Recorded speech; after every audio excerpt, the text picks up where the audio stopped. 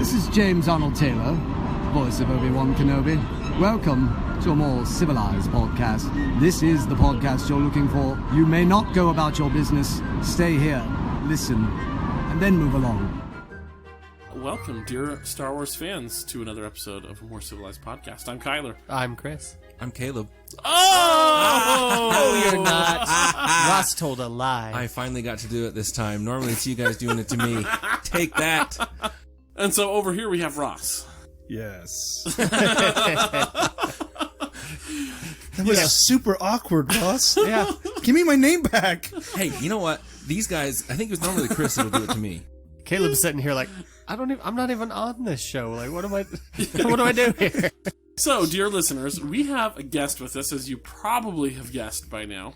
I didn't need to guess. This is our friend I think you're just Caleb. gonna know at this point. Caleb has been friends with us for a long time, since high school as well.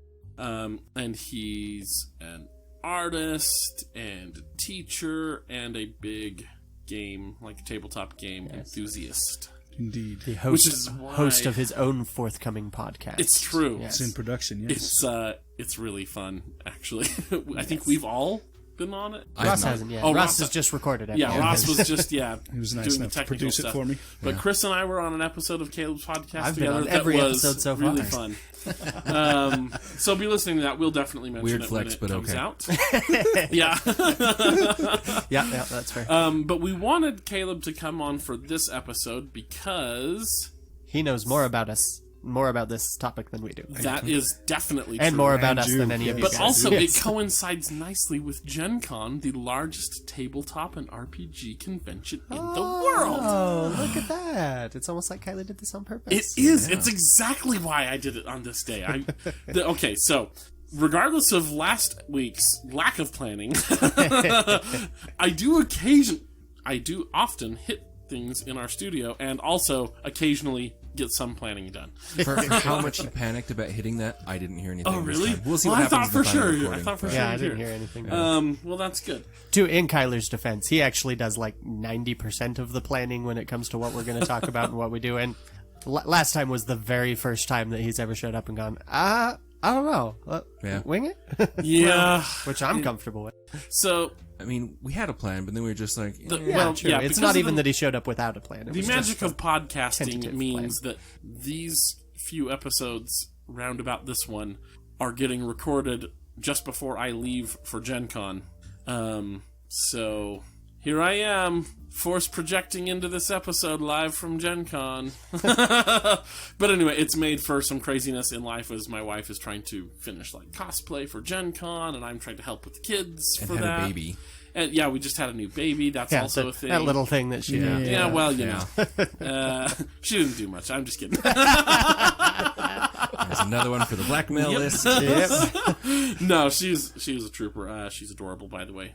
My wife is too, but I was thinking of the baby when I said that. Anyway. But anyway, so my life is a little crazy right now, and so, yeah, last week it was just kind of like, we had this big question mark of an episode, and then it was like, I don't feel prepared.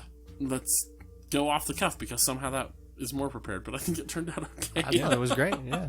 Oh, It's crazy for everyone these days. It is. Ross is starting a job. Wildfires are threatening my house. You know, That was hilarious, by the way. was awesome. Yeah. I read that comic yesterday, and I'm like, I heard that story. Go check out Anxious Nest to see what I'm talking Do it. about. It's so funny, guys. It's really funny. And the best part is, it actually happened exactly like it says in the comic. If anything, it was actually more hyper dramatic than she made it seem. Oh, man. Shoot. Ross, let's stop the kvetch session we have going on here. Get into the news. The newsy news? Nope, Is just that the the regular news? news. Whatever news. Well, I don't I'm have going to any news. interject the newsiest of the news. Yeah. No! Stop it, Caleb! No! Dang it! What have we done? We need to vet these people before we bring them on. No kidding! Oh, shoot! Hold on. Speaking of... Ross, do the news. Yeah, do gonna the do the news. Get in there. All right, so first up in weird Star Wars news, a name that I never thought I'd be mentioning in conjunction with Star Wars For reals, right? is Kanye West. Apparently, Mr. West has decided he's going to start building some what sounded to be very eco-friendly homes for the poor. And they're all vaguely Star Wars themed, apparently. Yeah, I believe they're modeled, or at least inspired by, the Lars farm from the originals. So if you can't think of it off the top of your head, that's the kind of the Adobe-looking domed buildings that are halfway sunk in the ground. It sounds like he's going for a very similar thing.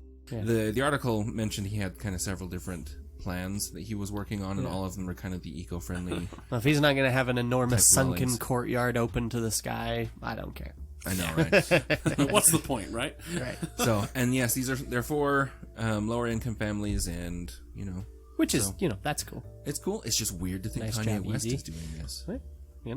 But usually you don't consider rappers to be very charitable. But Hey, whoa. I mean, I don't know anything about basically any rappers, but that's a broad brush. True. Anyway. But Kanye, generally we're more aware of him like stealing microphones from Taylor Swift and stuff. Yeah. And Hold on, Chris. I'm going to let you finish. But yes, exactly.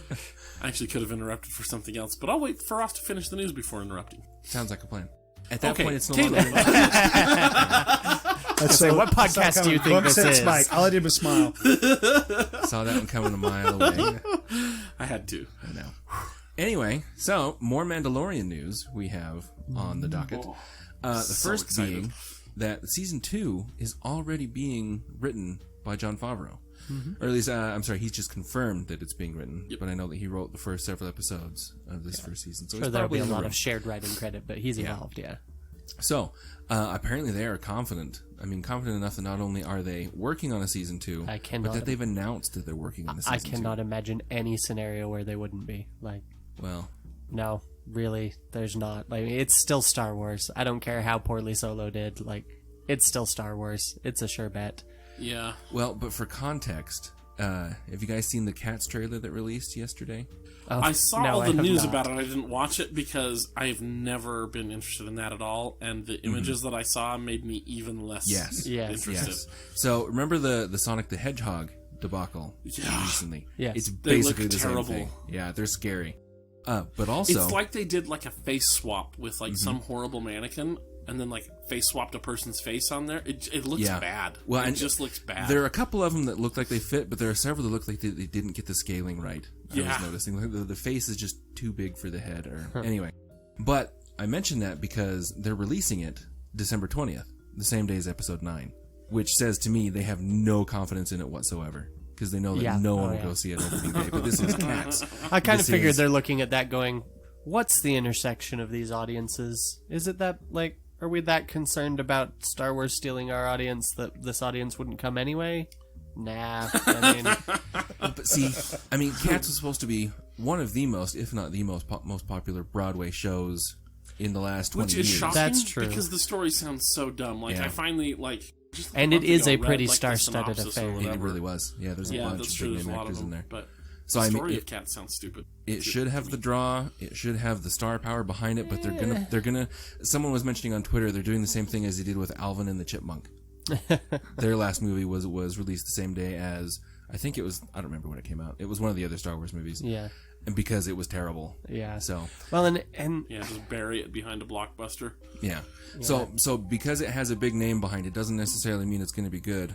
Me No, being a business person, I wouldn't be banking on a season 2 already. well, but that's the thing is they're doing writing. Writing is as much as it pains us writers, writing is the cheapest and easiest part of the process. Maybe not the easiest necessarily, but it is the most inexpensive. Mm-hmm. It's a lot easier to go, yeah, give us a treatment on that. Give us a rough script and we'll look it over and everything. That's a far cry from we're actively developing this and everything. The amount of money they're going to drop on, go ahead and start writing season 2. That's nothing.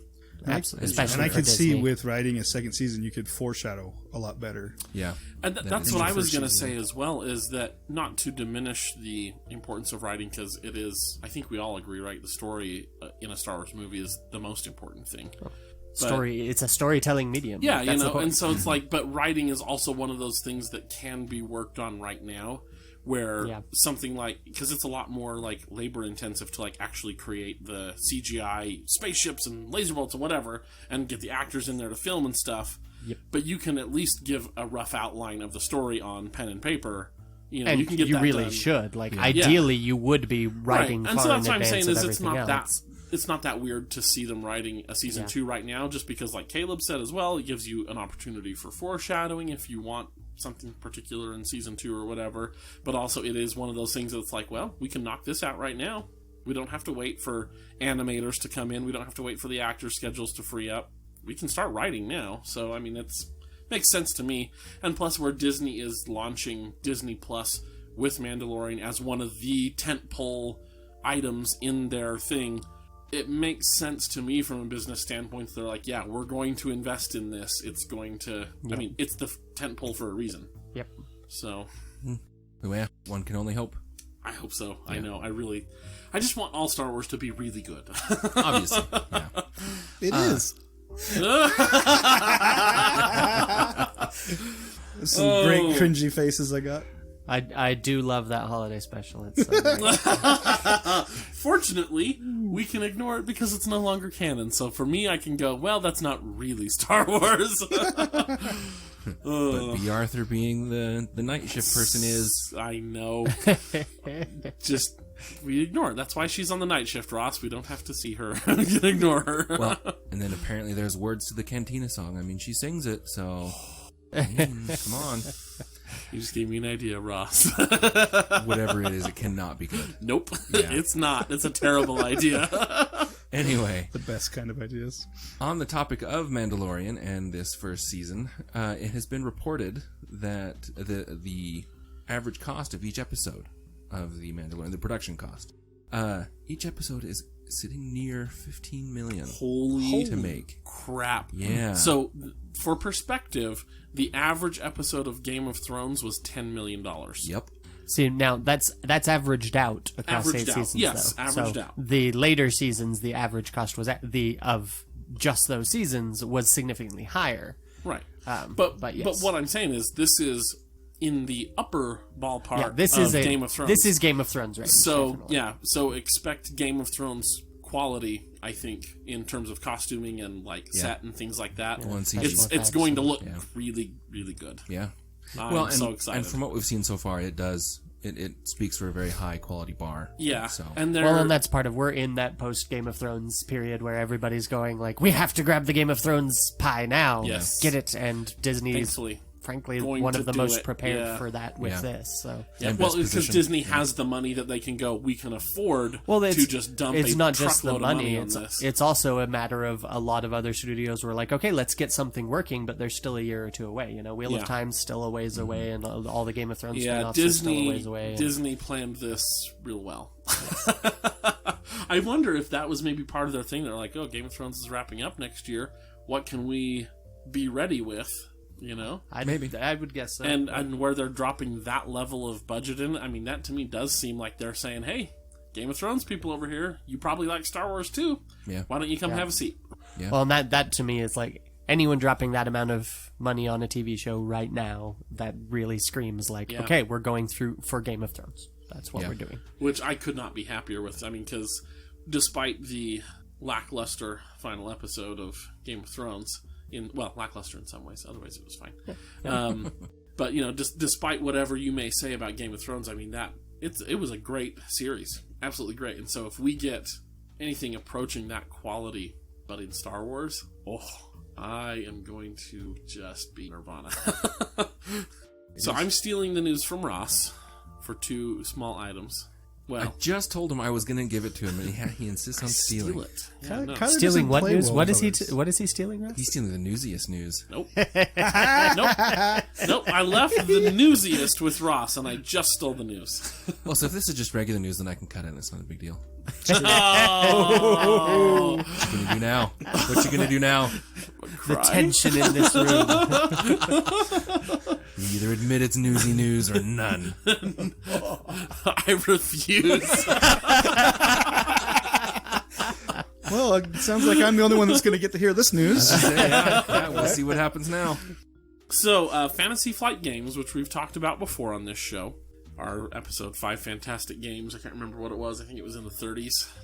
Anyway, we talked about them. They have one of my favorite Star Wars games ever, Star Wars Armada. It's a tabletop game, miniature game for capital ships in Armada or Legion, for Star Wars. Legion's better. Well, you know, Keep going. some You're people fine. are You're wrong. fine. It's fine. But the Super Star Destroyer, which was announced last year at Gen Con, was supposed to come out beginning of Q1 2019. Then it was end of Q1 2019. Then it was end of Q2 2019. Has finally been announced that it is going to be on store shelves August 1st, tomorrow. Also available at Gen Con, or August 2nd in store shelves, available for Gen Con tomorrow, if you're there at Gen Con. So that's awesome. It's 2 glorious feet of plastic goodness. For reference, just because I love this game, the largest ship model in the game is the Imperial Star Destroyer at like 8 inches or something like that. So it's significantly longer. I can't wait. It's going to be so great. And then tonight, hopefully you're listening to this on a Wednesday, right when it comes out, because you're so eager to hear our wonderful voices. But tonight is the Fantasy Flight Games In-Flight Report at 7 p.m. Eastern. You should all watch it. They're streaming it live for the first time ever. But also, they are going to... they have strongly hinted that we are going to see the 2 new heavies for the Republic and the Separatists. They are going to... You're talking about Legion, right? Yeah, for Legion. Yeah. They have strongly hinted that we're going to see images from the Clone Wars starter set for Armada. And they have confirmed that they are going to show us whatever the 2 new ships for Rebels and Imperials that they teased earlier in the year. They've confirmed they are going to show us those. Cool. So we should have tons of cool, fun Star Wars toy goodness tonight, and I can't wait. I'll be there, probably being extra loud. So watch the stream, see if you can pick out my excited squeals. So because if you were there last year, you heard it, because the back half of the room turned to look at me when they showed the first images of the Super Star Destroyer, and I lost my mind. And then I realized, half the room's looking at me. I should probably pipe down. Oh, boy. That's all I have for the regular news. And cut back in. Okay. I hate you. Yeah, well, that's all I have, so... So, Caleb, I have a couple of questions for you. Were we going to discuss the reshoots? Oh, that's right. I forgot. Thank you for reminding me, Chris. There is one last thing we should mention. Late breaking news. This just in. Well, and because it's caused some drama recently, so we are going to inform the masses that listen to our podcast. There has been some small drama regarding the reshoots that have just been announced that are happening for episode 9. It's a non-issue, everyone. It's fine. Reshoots happen constantly. So to be fair, the last couple of Star Wars, particularly Solo and Rogue One, were so heavily reshot. And then when you jump out of the Star Wars arena, you get stuff like Justice League with Joss Whedon doing exorbitant amounts of reshoots for good reason. But so there's a lot of people that get jumpy about this these days, where it's like, oh, they're doing reshoots, that means it was bad, or that means they're upset about something, or that means the studio's meddling. And what it is just that, hey, we need stuff to bridge the material that we had. We didn't quite have as full of a roster of scenes as we thought we needed. And basically it's like, if you ever watch a fan-made film where they're cutting pieces of movies together, or they're cutting stuff from other movies into multiple movies into one, or mashups and all that, and you'll watch it and you're like, oh, that was fun, but there's a lot of things that it's like, if only they'd had a shot of this or that, like it just didn't quite work. And that's what happens. It's the exact same thing when you're making the movie in the first place. It's like, you get all the footage you shot and you start cutting it together and you go, this doesn't quite work the way we're cutting this down. Did in my mind. We need an extra we scene need something here to cover this, or hey, we're cutting this together and we realized it would be so much more effective if we just cut it like this. Now that we're looking at it, we can see that. Yep. But if we do that, we just need this 5-minute scene here. Which, to be fair, or even like this, literally just like 5 seconds of footage. Mm-hmm. Let's film this real quick. Reshoots, I mean, that's going to happen with any movie that's shot, period. Yeah. It happens. Reshoots happen. Yep, they are a universal. And the reshoots that are happening with 9, by all reports and accounts and rumors, appear to be of the completely standard, boring variety, like Chris was just talking about, where it's, we're in the editing room going, this doesn't work quite as well as we thought. Can we film 15 more seconds here as a bridge, or can we recut this in a different way, or, just your regular run-of-the-mill stuff, which is very different than the solo reshoots where it's like, 90% of the movie's getting reshot, or if not 90%, a large portion of the movie's getting reshot. Like, the worries about those solo reshoots, I think, were a little bit more valid. Well, because Solo had a very rocky and where so much of it everything. was rumored to be reshot. But with this, it literally, every single report has the earmark of just, this is your standard reshoot stuff. Like, there's nothing extra. I mean, if you're worried about whether or not the movie is going to be good, well, that's a valid worry. Like, there's a lot riding here. There's a lot of stuff going on. But this is not cause for further concern. It's just standard Hollywood. So operating. you don't need to be worried, is what we're saying. Just calm down. Go enjoy the movie in December. As you were, everyone, move along. There you go. Move along. Good job. Okay, now, Caleb, I have some questions for you. Because you're a guest on the show, and I almost forgot these. Oh, right. Yeah. So, which Star Wars movie is your favorite? Oh. I know. Okay. Tell me which kid you love the most. Exactly. Let's just bury the rest in the backyard and keep the one alive. That was morbid. Sorry, listeners. I'm really tired right now. My favorite as a kid was Return of the Jedi, but that's because of the Ewoks. I grew up that age with the Ewoks. Well, okay, before I preface my answers here, the very first movies I remember watching at 4 years old are the Star Wars original trilogy. Yep. And Raiders of the Lost Ark, because we had them all on one tape that were taped from the TV. So I didn't even have like the actual movies. I had network cut. Yep. And I would just fast forward to all the battles. That was me. That's what we did. So I can't choose, but like that trilogy is definitely my fave.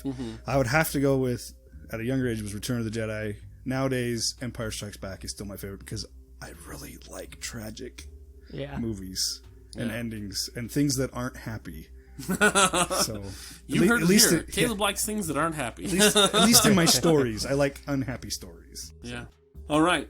Which movie is worse, Caleb? Worse. Episode 1 or 2? I hate this question. Okay. I was 14 when I saw episode 1 in the theater, and I was just excited at the fact that there was more Star Wars. Yeah. We're all there. Yeah. Yep. And so for me, like, episode 1 has this special tendency. Like, I loved it. I don't even hate Jar Jar and all that. Like, for me, it was just awesome. I just enjoyed. There was more Star Wars. And so I have this fond memory of episode 2 when we took Ross for his birthday, and we're all sitting together, and you were sitting next to me, Kyler. And every time Anakin was shot down by Padme, we were like, shut down. And like, so, and that alone, just, that movie's, it's terrible. Episode 2 is awful. Okay. Was Rogue One good? Sorry, Chris. Well, yes, it was. It's not a bad movie. It's just a badly written movie. Okay, I got it. All right. Yeah. Was The Last Jedi good? First time I saw it, I thought my childhood had been destroyed and stepped on and kicked. And then I listened to the episode where you guys argued about it, and Chris has swayed me. I loved The Last Jedi. Woo! I feel so warm and fuzzy. So if you are having mixed feelings about Last Jedi, you better go back and listen to that episode of More Civilized. There's a reason it's our most listened to episode. Yeah. Well, and it's always the one that I suggest when someone wants to listen. Because it was awesome. Always. Because the whole time I was sitting there with Kyler, was just like, but no, and then I went back and sat down and calmly watched it, and I was like, okay, he makes sense. Whoa, I really like this. By the end of it, I was like, I want to watch that again. This has brightened my whole day. This is nice. It's just me brown nosing, that's all. You can come back on the show, Caleb. We like you. You don't have to suck up. We'll come on your show, too. That's true. Alrighty. Well, there we go. Those are our questions. Nice. At least until we find more arguments worthy of more questions. That's fair. Who has the greatest beard in Star Wars? I was actually thinking about adding that to our questions. I think it should be an official question. Yeah, I think so. Okay, done. Adding it in. Caleb, who has the best beard in all of Star Wars? This is like TV shows, movies. It's Puckle the Lesser. Or whatever his Puckle the Lesser! Yes, it's Puckle the Lesser. Caleb has not yet listened to last week's episode. I have not, so. yeah. No, that's pretty good. I don't know. I'm going to have to go with Clone Wars Obi-Wan Kenobi. Like, Another good choice. yeah, not the actual, but the animated. Yeah. Cool. So. There you go. Okay. Caleb is going to instruct us in something really cool. I'm actually really excited for this. So take it away, my friend. All right. I am in no way an expert. I found out about what I'm about to talk about Says today. the expert. Yeah, You're more expert than us. I found out about this probably like 6 months ago, and then like I've just kind of dived in, like scoured the internet, finding stuff. So let's make Caleb be more accurate here. He found out about this 6 months ago and then hit it like a train. That's true. Every time I talk That's to Caleb, true. he's like, "Man, I was reading this Star Wars RPG, and like there was this really cool thing, and like." So, yeah, he may have only found out about it 6 months ago, but he has dived into this with, like, just absolute ferocity. You're true. That's So- true. That's true. So Well, don't I mean- let him, diminish his own expertise. Okay, sorry. I have found that my favorite, like my niche, is tabletop gaming. So it doesn't matter if it's a board game or a war game, like Legion, which is clearly better than Armada, or Yeah, or I've RPGs. got Caleb hooked on Legion now. Or RPGs. And so today we're going to talk about the Star Wars RPG. The Star Wars RPG. Because there are several. We'll get to that. But, Star Wars, the role-playing game. Yes. So think Dungeons and Dragons, but Star Wars style. I'm down. In order to kind of go through this, we need to have some history. So the company who made this game is called West End Games. They don't exist anymore. Yep. They went bankrupt. Their parent company actually took them down, which is sad. Oh, So it really? wasn't even them, I yeah. didn't know that. There's Because I a- knew they were defunct, but I didn't know Yeah. it was their parent company that killed them. Their parent company took them out, Wow. which is sad because when I tell you, like, it's pretty crazy. Okay, so anyway, so they were primary West End Games.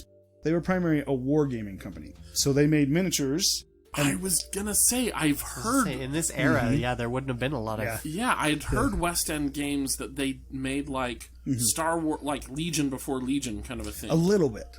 That's a little bit later. But Okay. what they did now, this is way before the Star Wars RPG. Like they did a lot of what's the word? Reenactment battles, but with miniatures. So you would buy historical wargaming. wargaming. So Okay. you would buy like the Battle of Shiloh, and then you would be either the north or the south. stuff that Yeah. Governor Tarkin was into. Yes, exactly. Peter Cushing. Cushing. Yeah, But he was also his into stuff. Warhammer, wasn't he? No, not Warhammer. He was into historical wargaming. So this, Like that, yeah. he liked, Battle of Waterloo, that kind of stuff. So that's the main primary focus of these this company is wargaming. So West End Games has up to this point kind of been a wargaming company. So then in the 70s, early 70s, 1973 I think it is, 73 or 74, Dungeons and Dragons comes out. Gary Gygax and Dave Arneson, they released Dungeons and Dragons. West End Games is seeing just how popular it's getting. It's like people are eating it up. Yeah. And West End Games is like, okay, we got to jump on this train. And in 1984, they branched out into RPG. So they got in a little bit later. So this is, second edition D&D, Satanic Panic era. But Yep. so in 1984, they released their first RPG. It's called Paranoia. It's a sci-fi horror RPG. That sounds awesome. Yeah. Which I want to try. I have it. I just haven't read through it yet. Ooh, Yeah. So listeners, they you really they are were, a connoisseur. they were hinting at my podcast. Eventually, I'm in production of making an RPG podcast where we play them. And try It's them out. really But fun. anyway, It's been It's a really lot of fun so fun. far. So- Much So- more bite-sized than ours, too. Yeah, it'll be much smaller. Okay, so they make Paranoia. It's a huge success. And so with that money, they started buying up licenses. They immediately buy the Ghostbusters license. And in 1986, they released the Ghostbusters RPG. You have that one too. I have that one too. Yeah. We will play that eventually. Okay. Yeah. It had a revolutionary new dice system. So up to this point, you were using either the D20 system or you were using a D6 system that used either like 2D6 for your rolls. The Ghostbusters RPG introduced this idea of a dice pool where you had a D6 and then you had a pool of dice that you were pulling dice into, and then you would roll that amount of dice based off of your stats. I'm familiar with this now, yes. Yeah. And so that was a huge success. And interesting enough, that dice system was created by the guy who did Call of Cthulhu, the RPG. So, Ooh, pretty awesome. man, it's all coming together. Yeah, it's craziness. So Dang, I didn't realize. I mean, Yeah. that's like some really prestigious, there's some really pedigree cool there. stuff. So you need to understand all this in order to get to the Star Wars RPG. So that was 1986. Okay, here we go. It's now 1987. 4 years after Return of the Jedi, Star Wars is over. It's dead. There's no more. Yep. Right? Yeah. It's Return of the Jedi. There's a couple novels, and at right? that point, even the novels had trickled off. They Okay. did like 2 trilogies and a couple side novels. And That's it. Yep. Okay. Weston Games releases the Star Wars RPG, and it was super successful. Like, it exploded to the point now, but by the end of Like its a Death run, Star. yes, Ooh, good reference. it has, by the time it ends, which is in a lot later, 1996, in its second edition, it has over 100 books. Just for this RPG. Wow. Yeah. It's Boy, crazy. you thought D&D's number of books was a lot, but wow. Yeah. That is all in-house books That's that they're all producing. in-house That's not books. third-party stuff like 3.5 had. That's crazy. That's really impressive. That's some serious dedication to this. Yeah. Like, they went nuts. Holy cow. It's crazy. So, okay. So they brought, and so some crazy things that happened with that. So that's 1987, right? Then in 1992, they published a second edition of it. Which That's they right when cleaned the up some publishing rules. was picking up again. So they cleaned up some rules. rules and stuff, and then they revised it in 1996 and gave us the revised second edition, which I was looking and researching, that's what a lot of the people who play this RPG, they played the revised 1996. But I don't know, after looking through it, I kind of want to try out the original, because that's how I am. That like sounds original awesome. stuff. But, Yeah, absolutely. okay. So that's 1996. 98, Weston Games goes bankrupt. Its parent company is poorly managed, and it takes them down with them. What was its parent company? I don't remember the name. Okay. I'll have to look it up. But, so, this is interesting. Wizards of the Coast buys the rights to Star Wars in 1996. Because they were snatching up they everything. were snatching- Everything Yeah. they could.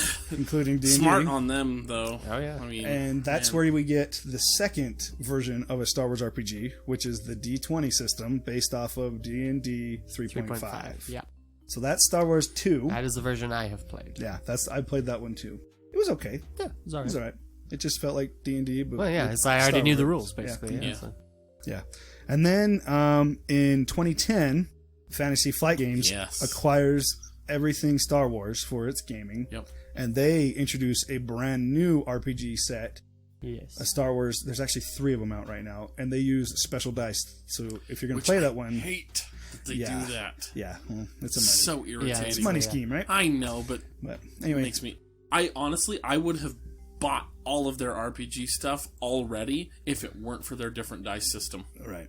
So And that's where we sit. So there's 3 major RPGs. Today we're talking about the 1987, the original, the grandfather. So some things about this crazy RPG. Okay, when Weston Games designed it, it was designed for novice players. So it's not designed for people that are already playing D&D That or makes playing a lot of RPGs. sense. that's helpful. Yeah, this is we're gonna design a system that someone who has never played but has been watching people play Dungeons and Dragons and they love Star Wars, they can get into this really quickly. So at the time, 1986 or 1987, you have Dungeons and Dragons, which is in its second edition, which is called Advanced Dungeons and Dragons at this point, and it is complex and rules heavy. And can you imagine trying to start somebody with second edition D&D? It's frankly amazing that people did start on second edition and kept going. I adore 3.5, but Right. nowadays even I don't want to start people on 3.5. Like that's a right. headache. Yeah. That's actually one of the best things about 5th edition is it's very easy for people who have no RPG experience to Right. get into it. And if as you look through this, you can see there's a lot of similarities between 5th edition and this Star Wars. I think Interesting. they stole a lot of stuff, which is fine because Well, hey, I mean, if something's working, if it's Yeah, a good system, exactly. why not repurpose it? You know? Oh yeah, Who tons of cares if it's- RPGs take and that's they fine. steal left and right useful things, and it's handy for players Mm-hmm. because Yeah. if you already know one thing, you can pick it up and go, oh, I see, you're just doing what this one did. Great, cool, got Yep. that down. Yeah, and so like the nice thing with this one for new players is they created a quick and simple character creation system. Have you ever sat down with a new person to play an RPG and then you're like, okay, D&D 3.5's Yeah. character creation. It's like, okay, you're going to come over for a whole Saturday while we make your character. we're not even going to play. Yeah. We're just going to make. Yeah, I would you believe tell that? people that's called session 0. Yep. Well, and I mean, and that's what we did when Characters, yeah. Chris would DM games for us and stuff. It's like, cool, new campaign. Okay, the first session is this. We're just doing characters, right? Yep, that's all we're doing today. Yeah. You know? And this, if you're looking at this, they actually have individual character sheets customized to each class. Yeah. so that you don't have to worry about, okay, which elements of this sheet am I going to use? It's just, here's the stuff for this class. That's very cool. Very unique way of So how it handling works that. is this RPG, the Star Wars one, it has 24 like custom templates. You grab that and then you customize it really quickly with you add a couple little dice into your pool, because this uses the dice pool from Ghostbusters. Okay. And you just add those and then you're ready to go. Character creation is like under 5 minutes. Yeah. That's crazy. really fast. Yeah. Really fast. Yeah. Because, I mean, we're not just kidding when we would say it would take a whole Saturday.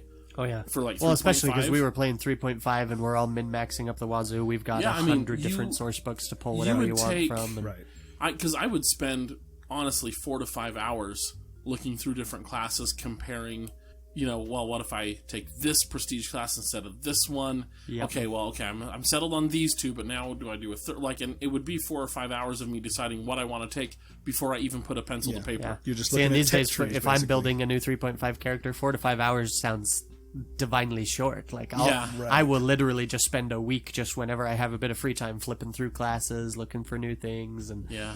it's an endeavor. Yeah. Yeah. Yeah, so that's nice. So it comes with 24 different templates, and this is back during the time when class and race were kind of mixed.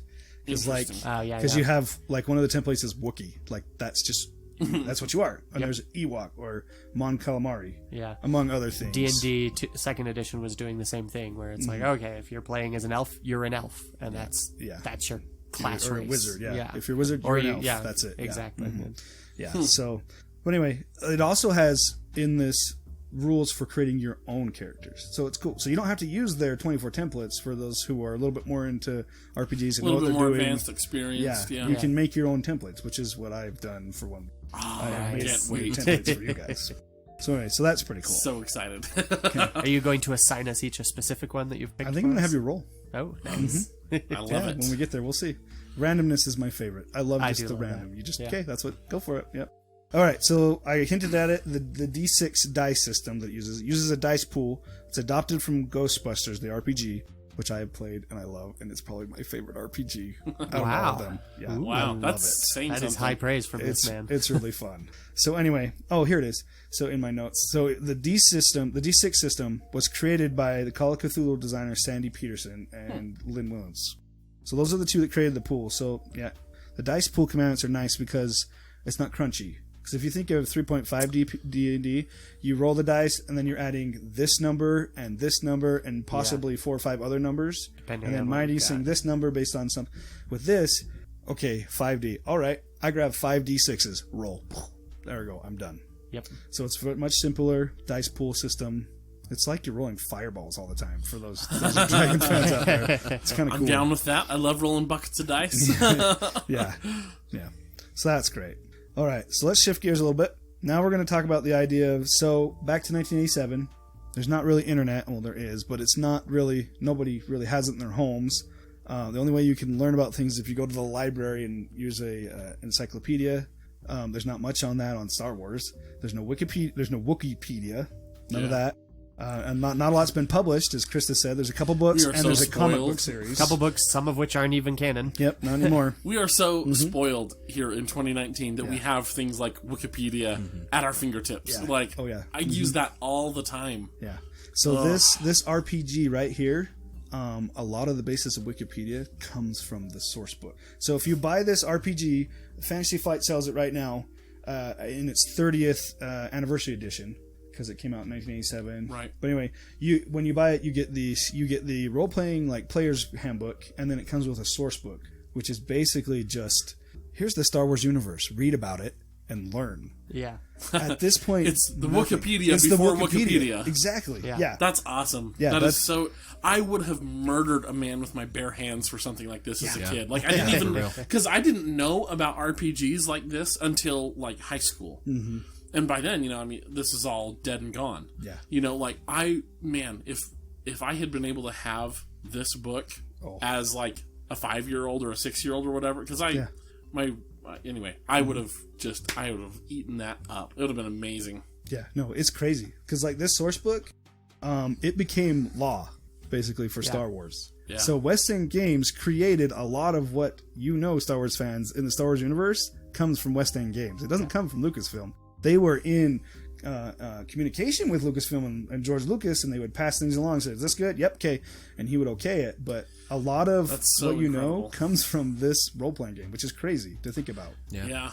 It is super crazy to think about because not many people since have been able to do that. Because once Star Wars kind of took off, it was, George, what is this? George, tell us. So West End Games creating this here, I'm just thinking off the top of my head, Fantasy Flight Games created the Imperial Raider Corvette, which now appears in Battlefront 2, the Corvus, and that's when it got canonized. But it's like, okay, so you've successfully created something that is now canon that did not come from George Lucas. I'd say the biggest sources of new stuff ever outside of George have been probably Timothy Zahn before Disney came along. True. Oh, interesting. And the role-playing game. Ready for this? Even Zahn took 90% of his stuff I was from here. even going to say Dave Filoni, but Lucas worked so closely with Filoni on Clone Wars that I'm not sure how much we can credit Filoni creating versus I'd say Lucas coming in and saying, Filoni, I need you to do this. Zahn is second to this RPG, and he's light years behind. Yeah. So you're talking about Zahn? So we're talking 4 or 5 people outside of Lucas that have actually contributed to the universe. And I got to tell you, this is so cool when I learned this. So Timothy Zahn, the author of the Thrawn series, when he gets the okay to write it, Lucasfilm hands him a whole bunch of source books from the RPG. Yep. They hand him the source book, and they hand him all the The materials. over 100 source books. Not yet, but yeah, at this point, they hand him everything they have, and they say, there, that's what you need. Yep. He would literally just flip through here looking for aliens, like, who can I put in here? This guy looks good. Okay, great. Description. And he wouldn't lift the description straight from there, but that's where that's what his source. Yeah. Right. So we get that awesomeness from Timothy Zahn. That's crazy. And not only that, this RPG, I would argue, is the reason for the expanded universe. Oh, yeah. Yep. Easily. Like, That's what they gave you, fascinating. it just, boom, exploded. And in fact, they got to the point where West End Games was basically, it's the wrong term, but they were in bed with the authors to the point where they were like, hey, you write something, we'll make a source book about your book. Yep. To the point where they write the author book, and then we'll write a source book for our RPG based on it. The success of the role-playing game is a large part of why Bentham Books went, hey, maybe we could write some more stuff. It seems like people are hungry for this based on how well this is doing. Like, that's incredible. Yeah. If you got to think about it too, think about you're like, say you're our age, but in our early 30s, but we're 1987. Star Wars is over. We love it to death. There's no more, and then suddenly, boom. Here's all this new material. Absolutely. Like, if I had been my age now, but in 1987, I would have bought every book they had. Like, no question. Right. That's where my money would have gone. Mm-hmm. Nerds are always hungry for more. It's true. Yep. Yeah. It was crazy. So, like, and West End Games, when they were writing this... That's why J.K. Rowling literally named her site Pottermore. Exactly. Lemmings. They're all lemmings. We are all lemmings. Yes, we are. We're just sheep.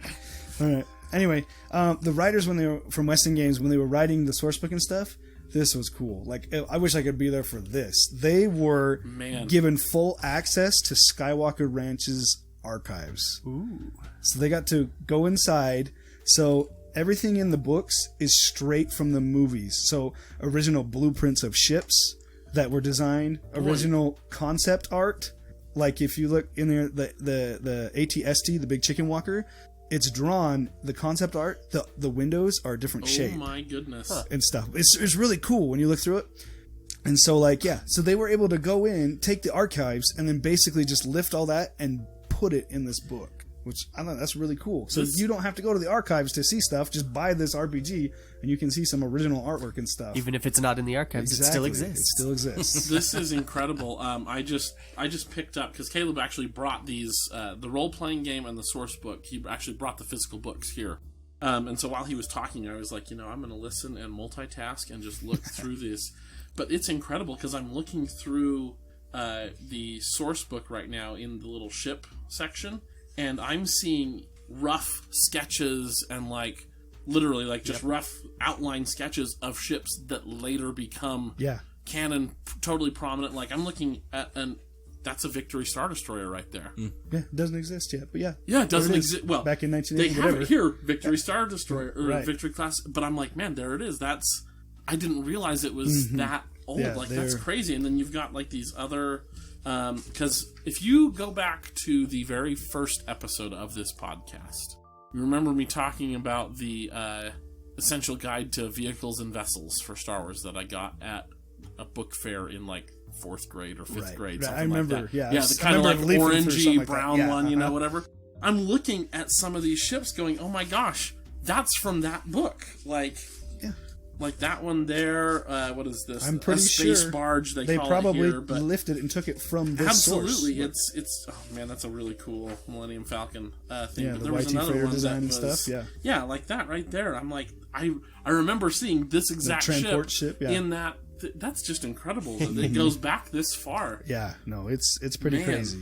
So in total, there. I'm just totally geeking out over here, listeners. I'm sorry. I told you 100. I've got it in my notes here. There's actually over 140 source books, so there's a ton of stuff out there. That is craziness. That number was already astronomical. It was big, yeah.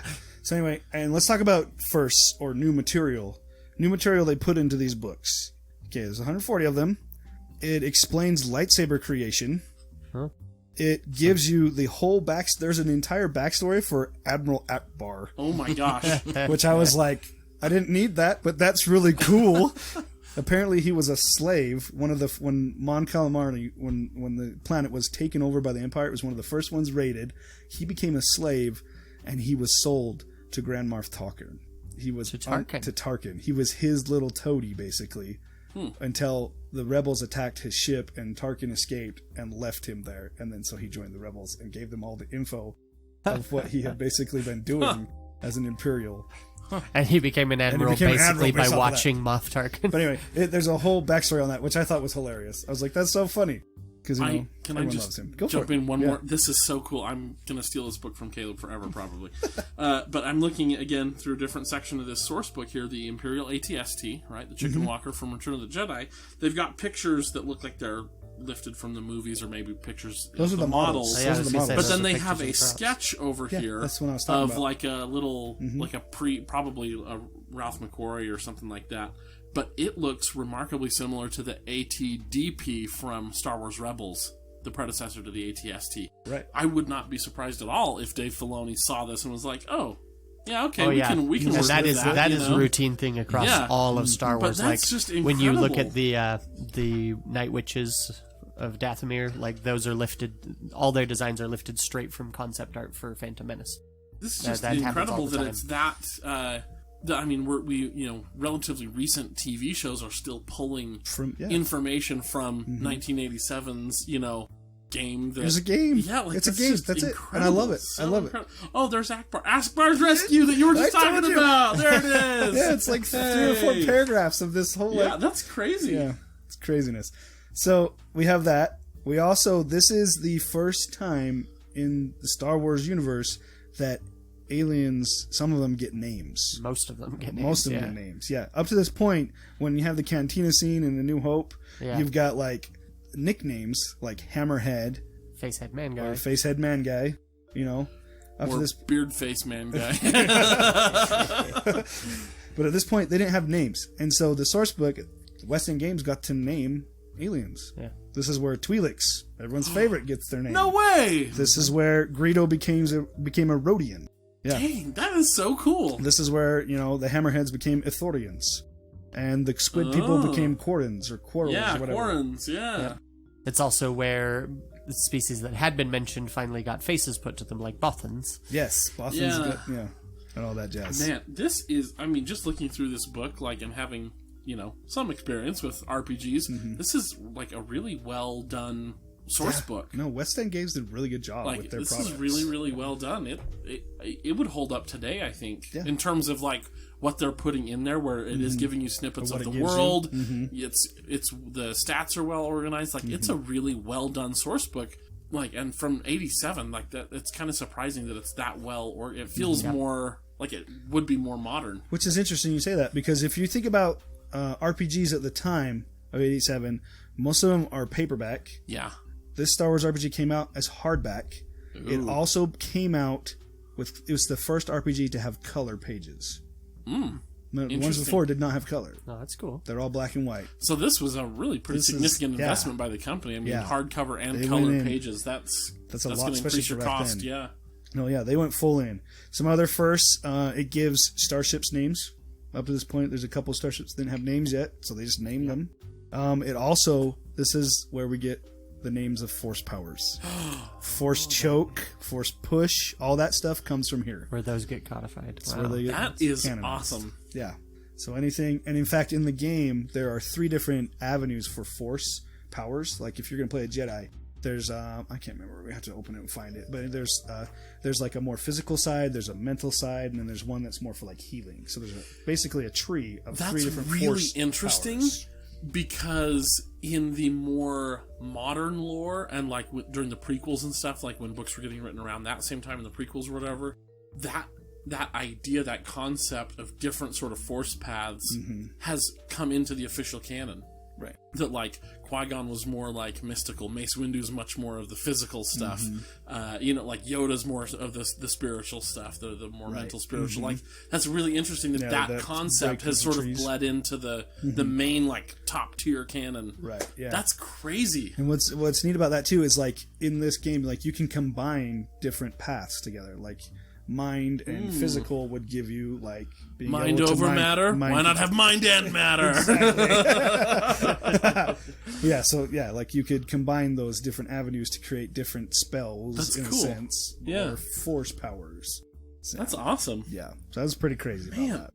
This is blowing my mind. You see why I hit it like a train, man? I know, right? But because I remember you telling me, like, oh man, I got this RPG, like this is way cool, and you told me a little bit. I'm like, oh, that's pretty neat, but it is absolutely blowing me away just how much influence this has had on the franchise. I'm looking at the they've got a rule system for falling to the dark side here, how that works, and this is a really neat little, just smoothly thought out. So yeah, just to give you a hint on that, this RPG system has been designed for heroics. So this is back in the age when you don't get to play bad guys. There's a weird thing with this: when you fall to the dark side, the GM takes over and you become a villain, and you have to put up a new character. Yeah. But later on, that's a cool way to handle it. In the revised editions, they did come back and you can play as dark, evil, whatever. But with this very first one, it's all good. The whole point of this one is to make it feel like the movies, like you are in the movie. Cinematic fights, they're very quick, you die fast, kind of thing. It's very what's the word? Very quick and fast, and it feels like you're there. Like theatrical is what they were going for with this RPG. So yeah. That's really cool.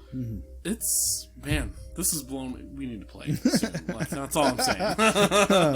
Yeah, this is crazy. So, so those are some crazy firsts. I mean, first one to have color pages, that means they're really banking on this, and then giving all kinds of names that you use now. Did it have color pages in the very first editions? Yeah, the very first editions had color pages.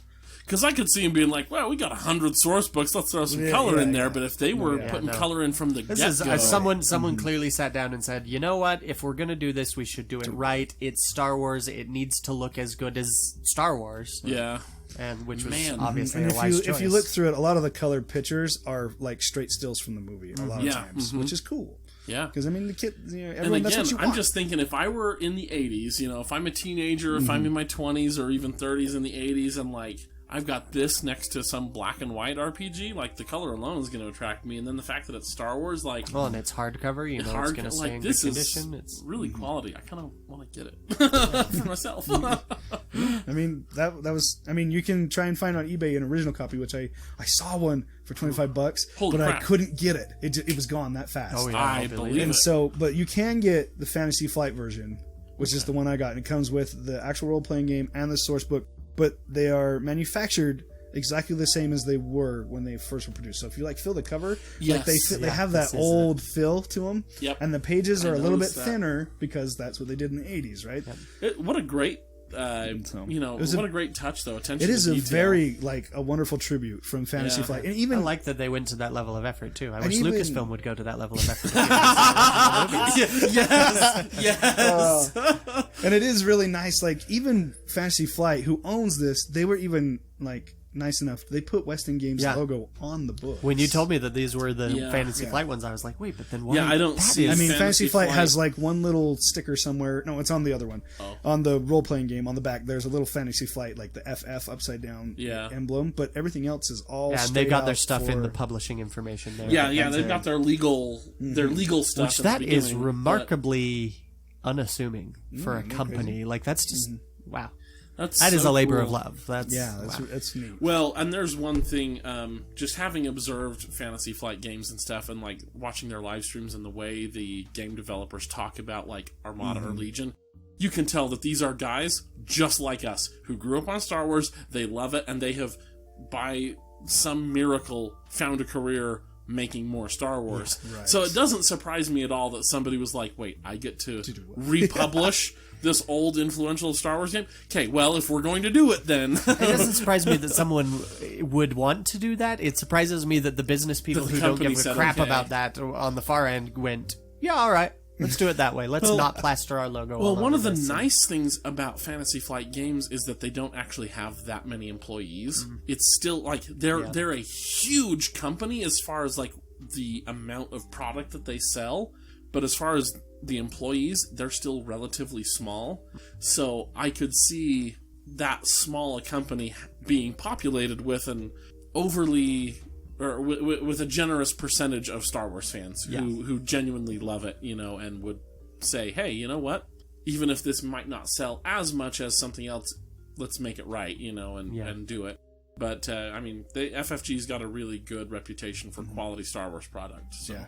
And this is clearly a quality Star Wars RPG. Like, I read through it, and I've read through lots of RPGs. That's kind of my niche. I love them. This one feels pretty solid. I mean, the revised, I was reading through, and they only changed some little quirky, like, rule things. They didn't really change much. And so the original is pretty awesome. And in my research online, I was finding that, like, there was a lot of people that started playing this when it first came out, and they still are playing the original. They still have it, and they're playing the game. And in fact, it's pretty solid. In fact, there is a website called the Rancor Pit, which is dedicated to taking new Star Wars information and converting it to this interesting system. So say like, anything from the prequels or from so anything now else. Luke is on Ahch-To. Yeah. And you can have old Luke stats. You just go look for them on the Rancor Pit, or if you want Qui-Gon Jinn stats, That's way cool. or Mace Windu, or that kind of thing, or dude, and that speaks to the quality of the RPG. If people are that dedicated to it, almost 40 years. Well, actually, no, 87. Yeah, 40 years later. It's close. Yeah, it's a lot. Yep. That's impressive. Yeah, it's pretty cool. It's pretty cool. Good job on you West End Games people for doing it right.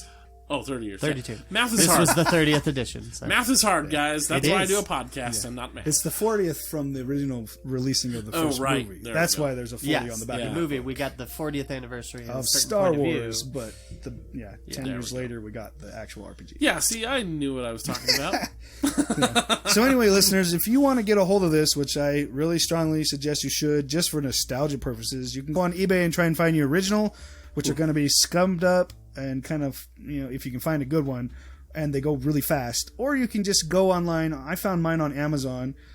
Make sure you type in Star Wars D6 role-playing game. Otherwise you're going to get the other FFG's two. Current, Yes. Yeah.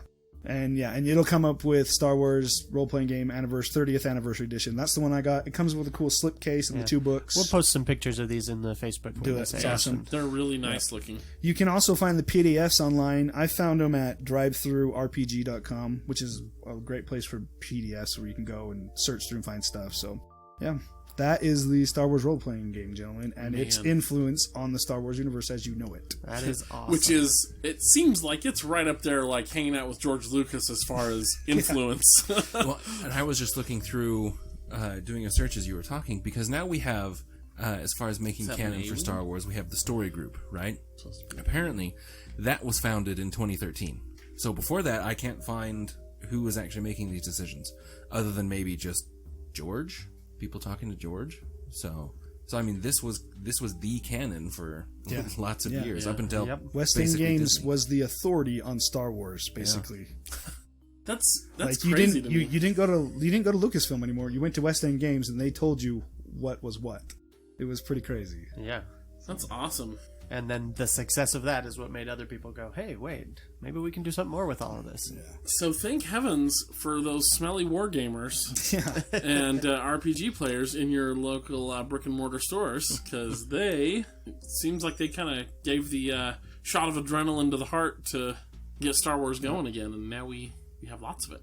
Well, I am feeling enlightened. That was awesome. And just because I love it, I'm going to have Chris also post some pictures of Grand Moff Tarkin painting minis in his ascot, because he is classy AF. That's awesome. Man. And we will be doing a later episode where we invite Caleb back again, and we will be actually playing this game for you all to listen to and shake your heads I was at. excited before. Oh my gosh. These droids right here, whatever. These droids show up in Rebels. Yeah, these are the Mining Guild Guard Rebels, only here they're assassin droid. That's awesome. Anyway, wow. Total squirrel moment there. But no, I was excited before to have Caleb come on and we play through this, but having talked about this, I am at 100 right now for playing this game. This sounds awesome. And hopefully you guys like D&D, because this is definitely happening. Well, this is great because it's not D&D. This is Star Wars RPG. Yeah, well, no, some of our listeners are like, D&D, not really my thing. Well, too bad. Sorry, Kelsey. If she even listened to this one. Oh. That's true. We'll get into that in a moment. Yep. Oh, boy. So... you guys have anything else you want to say? I mean, I could just keep talking about how cool this looks. And man, these books look awesome and retro. This is so great. Really, go definitely check out the pictures we're going to post about this, because definitely worth some admiration there. They look awesome. Be sure to follow us on Twitter @MoreCivilized. Right? Come join me. Come watch me epically fail discussing whatever episode we're talking about, because I will definitely get it wrong. So watch me blunder around on Twitter @MoreCivilized. Join the Facebook group, A More Civilized Podcast. Also, you should definitely be in the Facebook group, because I'm going to attempt some Facebook Live videos at Gen Con, and I assume they have to be on Facebook. I'm not sure if we can put them on Twitter. Live videos are generally you would live think, on you would Facebook, assume yes. so, right? I don't know if we can pull the video and put it on Twitter or whatever. I'm going to Skype you through Facebook. I'm going to be like an old grandpa, like, how does this work? How do we face up Skype the nose here? shot? Just go find a millennial at Gen Con and be like, show me how to do this. Show me. That's what I should do. You've hit that age. I know. I'm an old, is what the kids say now. I'm an old. But there you go. Join the Facebook group, A More Civilized Podcast. Speaking of the Facebook group, everyone, Oh, yeah. we would like to extend a special thank you to all of you that made it to the end of the lightsaber episode, because I realized there might not be. Oh, that's true. It might not be everyone, but So for a little bit of context, and if you remember the end of that episode, we talked about how one of our guests, Kelsey, who had been on the podcast a couple of times now, how much she had commented to us how she was not a fan of games and video games and things, and so how she probably wasn't going to listen to the episode and that no one should tell her. We are so happy that no one did. Yep, nobody told her that she missed that, and she never commented with it. Hey, no, I heard your comment. Yeah. And the best part about this for me is, without even realizing it, we tossed this acknowledgement at the end of another Star Wars Games episode. So she won't even hear this. So she might not hear this either. So don't tell her if we just acknowledged you. We'll see how long we can keep this going. I feel kind of bad that we're like, everybody exclude Kelsey from the jokes.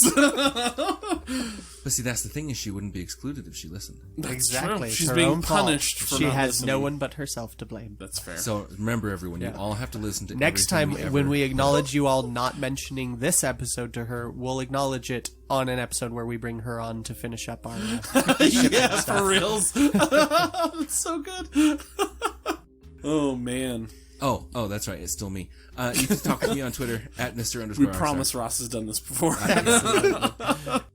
Caleb, do you have anything you want to mention for us? At this point, you can just find me on the Facebook page. I comment every now and then and make people angry. I'm sorry. And Not really, but look forward with bated breath to the yes, release of I will Tabletop probably Roll. let you know. I'll release it on that And you have, Facebook yeah, page. the let you greatest know. name for your podcast when it comes out. What is it? Oh, Tabletop Training Wheels? Yes, it's so good.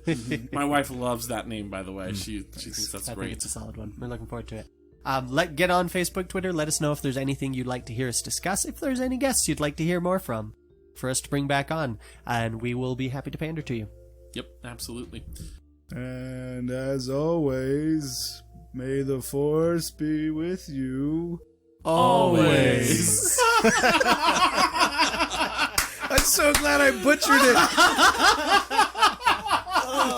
I'm Anna Graves, and thank you for listening to a more civilized podcast.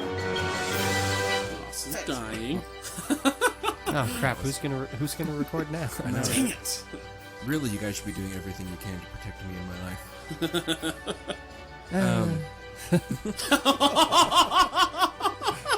If you think of any way to bother Ross during the episode, I encourage it. Oh, okay.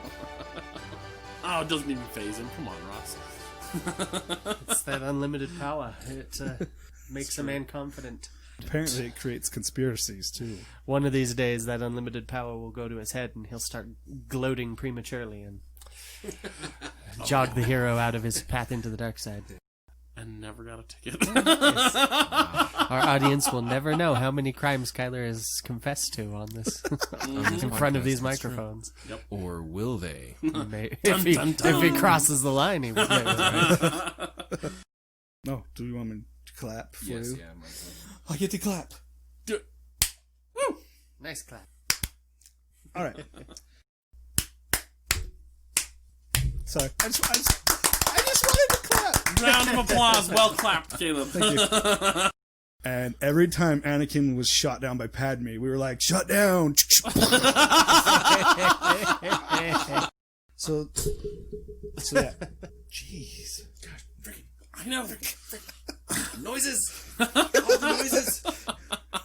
Oh, Ross. Listeners, for your information, the first time I met Kyler, I threw a rock at his head. It's true. He was a putz. So, okay. That's back not to an this. uncommon reaction.